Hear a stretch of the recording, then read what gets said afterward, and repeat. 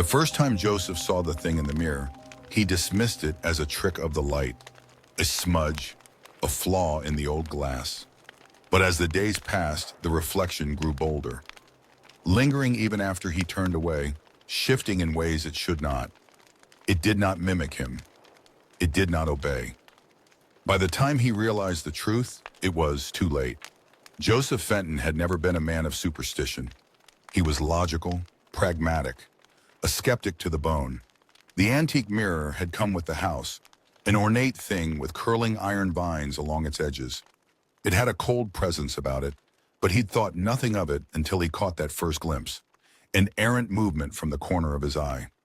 One evening, as the wind howled against the old house, he stood before the mirror, scrutinizing his reflection. His twin in the glass regarded him with a peculiar stillness, too still. Then it smiled. Joseph stumbled back, heart hammering. The grin was not his own. It was jagged, twisted, the teeth too many, too sharp. He turned away, sucking in a breath, telling himself it was stress, exhaustion.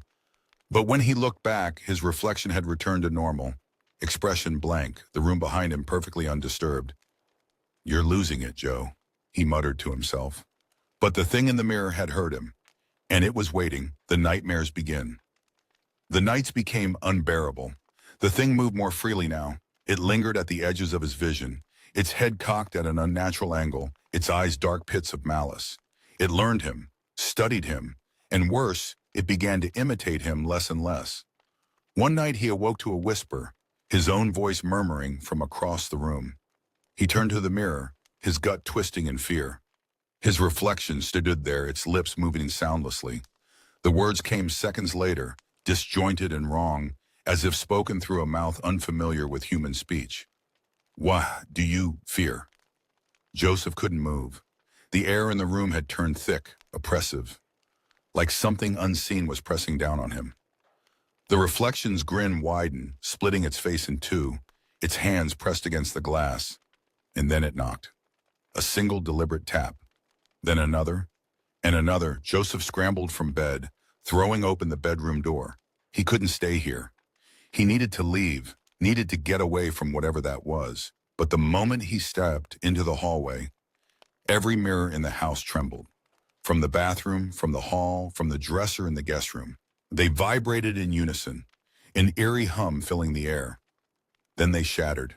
The escape and the hotel. Joseph had read of creatures that lived beyond the veil of glass, things that hungered for more than reflection.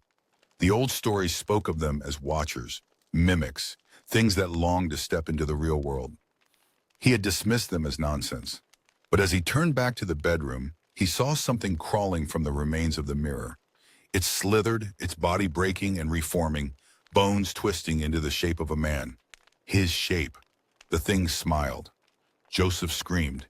He didn't remember running. All he knew was that he was outside, his bare feet scraping against gravel, his breath coming in ragged, panicked gulps. The house loomed behind him, its windows dark and unwelcoming. But the mirror thing, it was inside, and it knew him, knew every movement, every thought. A sickening thought took root in his mind. What if it had always known? What if it had been waiting? He didn't stop running until he reached the old motel on the edge of town. The neon sign flickered as he stumbled inside, barely managing to gasp out a request for a room. The clerk eyed him warily but handed him a key without question. Joseph locked the door the moment he stepped inside. He had to think, had to breathe. But as he turned toward the small, dimly lit bathroom, his stomach dropped. There was a mirror. The face looking back at him wasn't his. The paranoia grows. The days blurred. Joseph avoided mirrors. Any reflective surface became an unbearable threat. He taped newspaper over the bathroom glass. He stopped looking at his phone screen. Any moment of carelessness could be his undoing. Yet the thing was patient. It whispered at night, its voice curling through the cracks in his reality. "Joseph, let me out." He covered his ears. He refused to listen. But his reflection, if it could even be called that, grew restless. He caught glimpses of it shifting beneath the tape, a shadow writhing beneath the newspaper. The shape in the glass was no longer human. It was something else, something wrong. One night he woke up to the sound of tearing paper. The newspaper had been shredded, the mirror exposed. His reflection was gone. Nowhere is safe. He ran again, but this time there was no escape. The world itself had turned against him. The streetlights flickered, casting long, wavering shadows that seemed to reach for him. Storefront windows rippled as he passed, the glass distorting, bending inward. He knew they were watching. The thing had followed him, and it had brought others. Joseph collapsed onto a park bench, his body racked with exhaustion. His mind teetered on the edge of madness. He could feel them closing in, pressing against the fragile barrier between reality and whatever lay beyond. Then the final betrayal, a puddle at his feet, murky, rain-filled, unassuming. His own face grinned up at him from the water's surface. A hand shot up from the reflection, fingers curling around his ankle, yanking him down. Joseph didn't even have time to scream. A new beginning? Days later, someone new checked into the motel. The room's mirror was perfectly intact. The new guest stepped inside, setting down their bag, oblivious. For a moment, the reflection in the glass did not move. Then it smiled.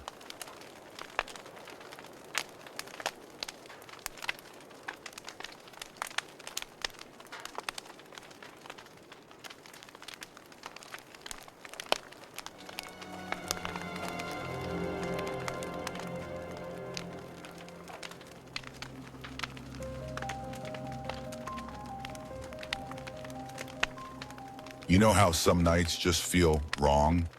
The kind where the air feels too thick, the shadows too long, and you can't shake the feeling that something is watching you. That was the night we found the Ouija board. It wasn't my idea. Honestly, I wouldn't have been caught dead playing with something like that.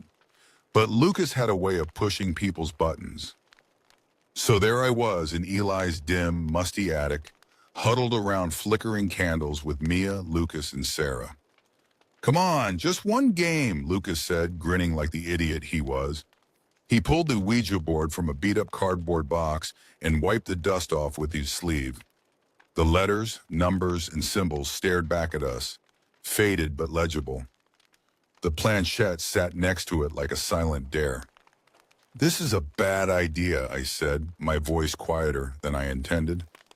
"What's the worst that could happen?" Lucas teased. He always said that, and it always got us into trouble.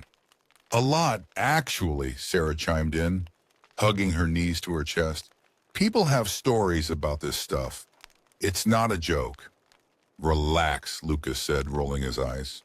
"We'll ask it some dumb questions, and when nothing happens, we'll all go home and laugh about how scared you were." Eli, who had been quiet until now, lit the last candle and set it next to the board.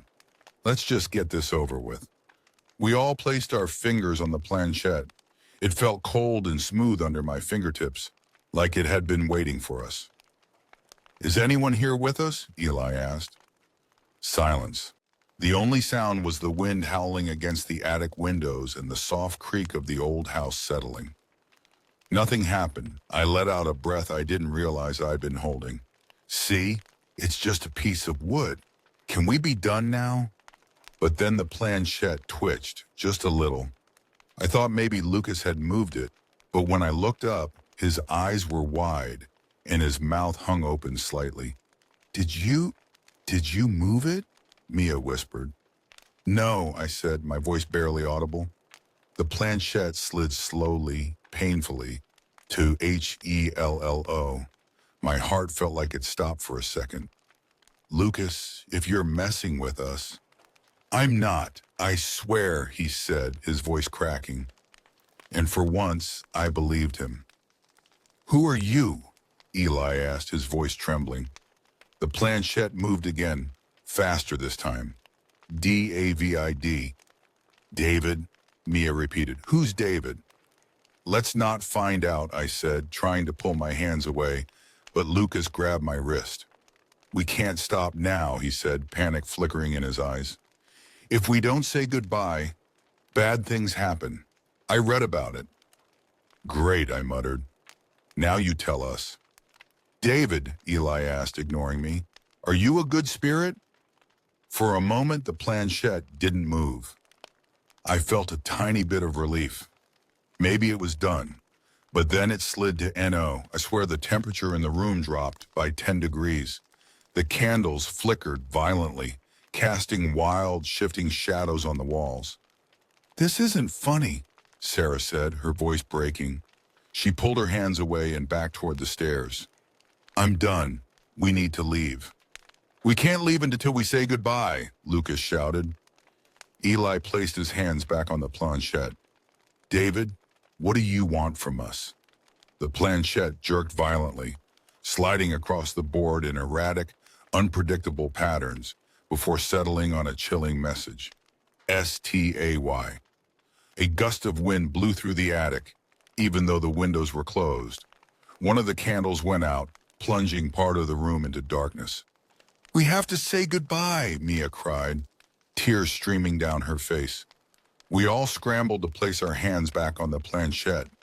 Eli's voice trembled as he whispered, "Goodbye, goodbye, goodbye." The planchette didn't move. "It's not working," Lucas shouted.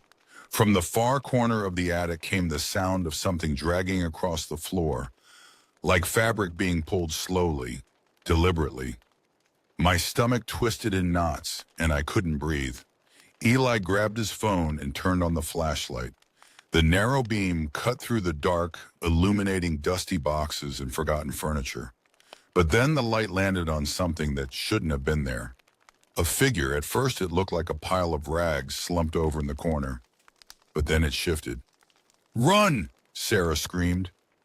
We bolted down the attic stairs, nearly knocking each other over. I don't even remember how we made it down to the front door, but the second we were outside, we kept running. Through the rain, through the dark, until we were a block away from Eli's house. We collapsed onto the wet sidewalk, gasping for air. My chest ached, and my hands wouldn't stop shaking. "What the hell was that?" Mia sobbed. "I don't know," Eli said, wiping rain from his face. "I don't know."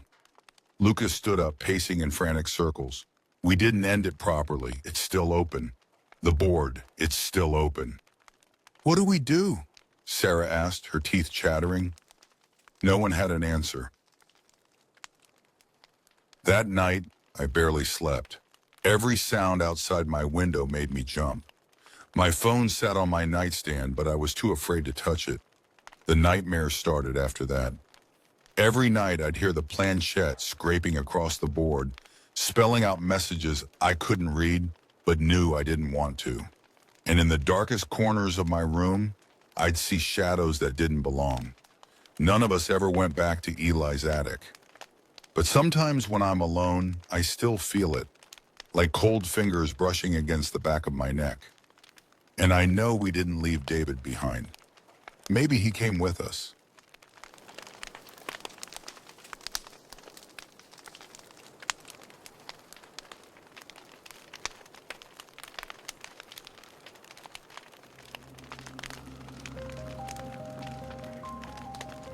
I hadn't meant to come back here. The Blackwood Asylum had been my prison, my father's twisted legacy locked away behind its crumbling walls. But now, standing amidst the rubble, I couldn't escape the feeling that I had returned to where it all began. There was something here. Something buried. Something waiting. The air was thick, heavy with the stench of decay. A place meant to heal had become a mausoleum, a cemetery for the secrets I had buried deep within myself. But no matter how far I ran, the echoes of the past always found their way back to me. And tonight, those echoes were louder than ever. I ran my fingers over the cracked stone, the walls that once held me captive. The walls that my father had constructed, not just to hold me, but to shape me.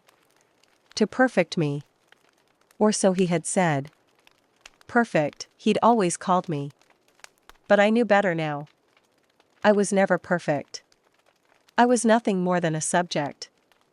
A specimen. An experiment. The winds outside howled, rattling the broken windows.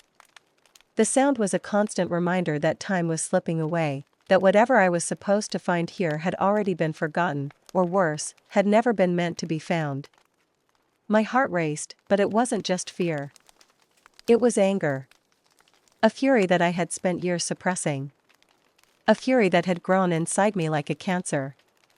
I had spent so long trying to forget this place, trying to forget him. But I couldn't. The past would not let me go. The voices in my head were louder now. It had been years, but I could still hear them, faint and distant, like whispers in the dark. But this time, they were closer. More insistent. Eleanor. My name. It was his voice.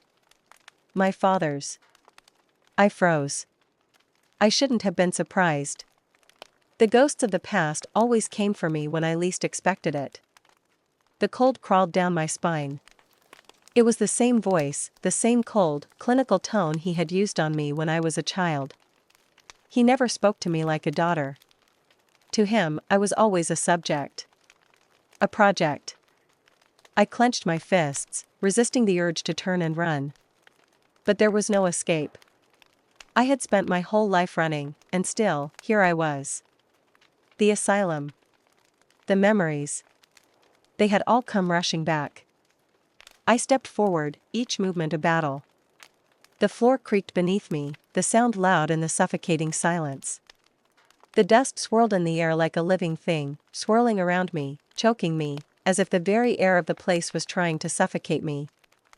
I reached for the door, the rusted handle cool beneath my fingertips.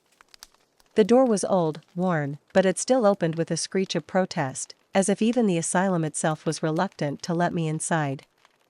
The room beyond was a mess. Papers, books, and broken medical equipment were scattered across the floor. The remnants of my father's work. My father's obsession. The remnants of a past that I had long tried to bury. But it was still here. It always would be. I walked further into the room, my breath shallow, my pulse quickening. There, on the desk, was the journal. My father's journal. The one I had avoided all these years. The one I knew would reveal the truth. The one I had never dared to read. But tonight, I had no choice. I had to know. I opened the journal.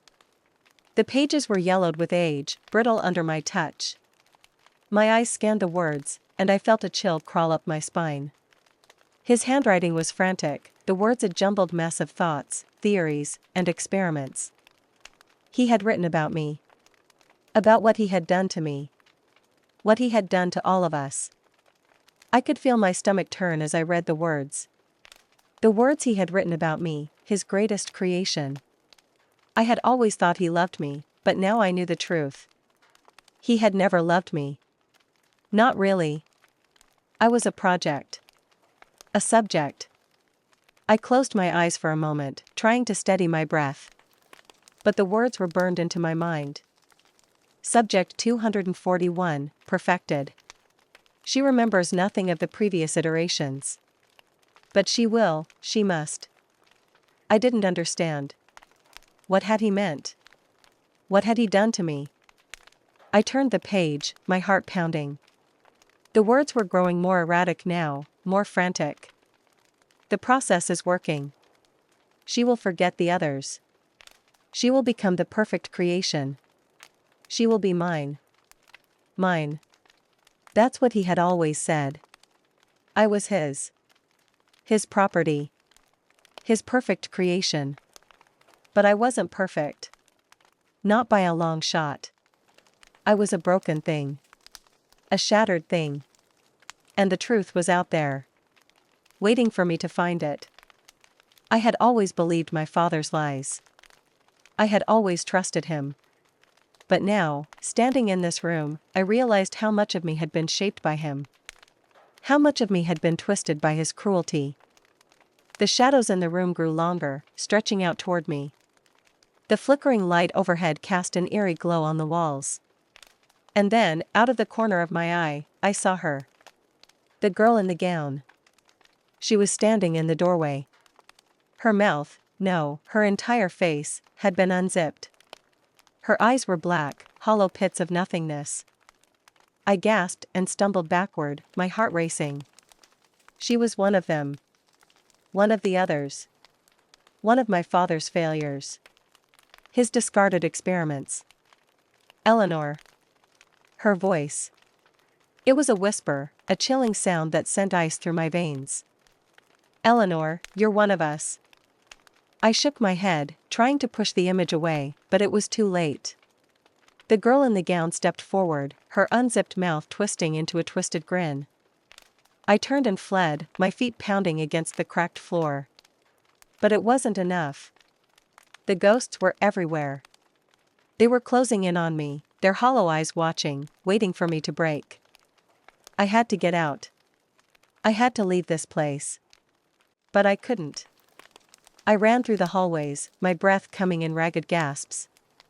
The darkness closed in around me, suffocating me. The walls were closing in. The shadows were reaching for me. And then, I heard it. My father's voice again, echoing through the darkness. You'll never leave. Not while I'm still in here. The door. I had to reach the door. The exit. The freedom. But it was so far away. Too far. I heard the footsteps behind me, the sounds of the ghosts closing in. Their cold hands reached out, touching my skin, pulling me back. I stumbled, but I didn't stop. I couldn't stop. I reached the door. The cold handle was in my hand, and for a moment, I thought I might escape. But then, the door slammed shut in front of me. I screamed. And that was when I realized the truth. The past. My father. The experiments. The ghosts. They were all part of me. I had never been running from them. I had been running from myself. From the truth. From who I really was. The shadows closed in. The ghosts reached for me. But I didn't scream anymore. I understood now. The past doesn't let you run. It drags you back. It eats you alive.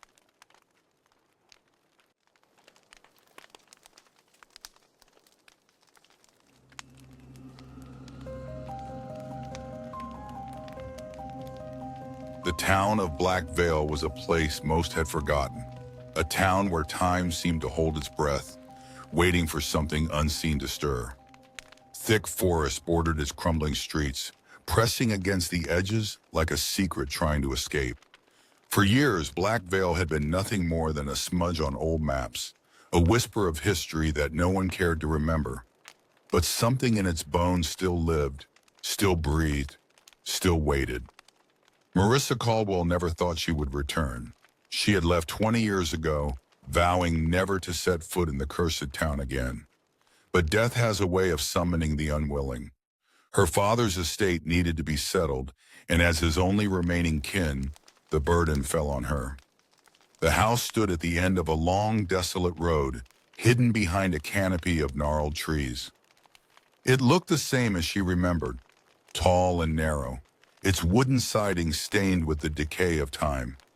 It was here that her childhood nightmares had been born, here that her father had whispered to the shadows.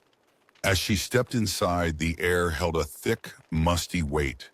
The scent of old paper and something metallic clung to the walls. Dust covered every surface like an undisturbed grave. The memories swarmed her instantly. Her father's voice, low and cold. The strange hours he kept, locked away in his study. The whispers he swore weren't his own. A sharp noise outside made her flinch. She turned toward the window. On the street below, a man stood motionless. He was staring at the house, staring at her. His face was wrong. At first glance, he looked ordinary. Dark coat, slight slouch, head tilted just so. But his face was too smooth, too blank. There were no creases, no lines of emotion. His mouth neither frowned nor smiled. His eyes, if they were even there, seemed to sink into the void of his expression. And then he was gone, swallowed by the shifting dusk. A sickness twisted inside her stomach. She had seen something like this before, hadn't she? In the old stories, the ones her father warned her never to repeat. Tales of the fated ones, beings that slipped into the skins of the forgotten, hollowing them from the inside. Black Veil was cursed. And now, she feared, so was she. The days blurred into a series of increasingly unsettling events. Shadows shifted where they shouldn't. Faces in old photographs seemed to change when she looked away. Strangers she swore she recognized walked past her with those eerie, empty expressions, as if they had been worn down to something less than human. She visited the town's only remaining bookstore, searching for anything that could explain what was happening. The elderly owner, Mrs. Dunley, regarded her with a knowing sadness. "You should have never come back, child," she murmured, pulling a worn leather journal from beneath the counter. "Your father knew the truth. He tried to stop it." The journal belonged to him. Inside, pages of cramped, frantic writing detailed his descent into madness. He spoke of an ancient force that fed on grief, that wore the faces of those left behind. "They are among us," he had written. "Their faces are not their own. They wait for the right moment when we are weakest, when we begin to forget who we are." A scraping noise made her look up. Mrs. Dunley was staring at her, but something was wrong. The expression she had held moments ago was gone, replaced with a chilling blankness. Her lips parted slightly, as though she wanted to speak but had forgotten how. Marissa stumbled back, knocking over a pile of books. The sound startled the old woman. Her expression flickered, and for the briefest moment, she was herself again. Marissa fled. The town was rotting, its people slipping into something unrecognizable. And she was next. She could feel it. Her memories were becoming fragmented, her reflection in the mirror less familiar. Each night she dreamt of figures standing in her room, their featureless faces bending toward her, whispering in voices that weren't her own. She tried to fight it, to remind herself of who she was, but it was getting harder. And then, the final blow. Her own face betrayed her. She woke one morning to find her reflection wasn't hers. The eyes looking back were lifeless, the mouth a perfect, empty curve. A stranger's face staring at her from within her own skin. Her hands trembled as she touched her cheek. The sensation was dull, distant. She could still see herself underneath. Buried, fading. The faded ones had taken root inside her. The last thing she remembered was standing in the middle of town, the wind whispering through the abandoned streets. Faces surrounded her, smooth, blank, waiting. They did not move, did not breathe. And then, neither did she. A week later, a traveler passing through Blackvale reported something odd. A woman stood perfectly still outside a decayed old house, her expression eerily blank. She did not blink. She did not move. And when the traveler spoke to her, she did not answer, for she had become one of them. The town of Blackvale swallowed another soul, and the faded ones waited for the next to arrive.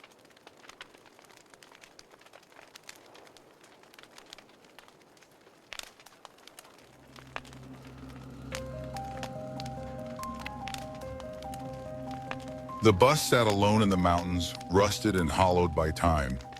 Its frame slumped beneath a canopy of skeletal trees, swallowed by creeping ivy and snowfall long since melted into the earth. The doors hung slightly open, as if waiting, beckoning.